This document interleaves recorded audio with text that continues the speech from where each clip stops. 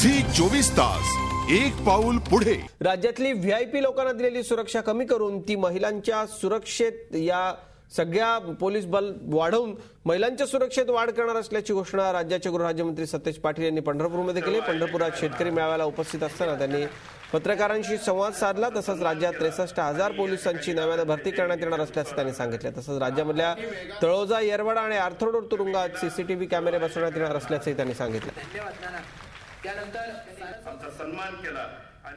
या संदर्भात कोर्टामध्ये मॅटर चालू असल्यामुळे त्याच्याबद्दल बोलणं योग्य ठरणार नाही, परंतु निश्चितपणे आपापल्या परीनं प्रत्येकानं विचार करण्याची आवश्यकता आहे, कारण की शेवटी नागरिकांची सुरक्षता आणि महिलांची सुरक्षता याला प्रायोरिटी राज्य शासनाची निश्चितपणे या ठिकाणी राहील।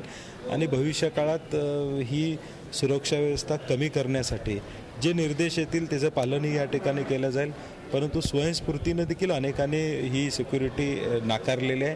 आणि मला वाटते महाराष्ट्र राज्य हे पुरोगामी राज्य असल्यामुळे निश्चितपणे महिलांच्या बाबतीत असेल, नागरिकांच्या सुरक्षेच्या बाबतीत असतील, योग्य ते उपाययोजना निश्चितपणे आम्ही करूच। झी 24 तास एक पाऊल पुढे।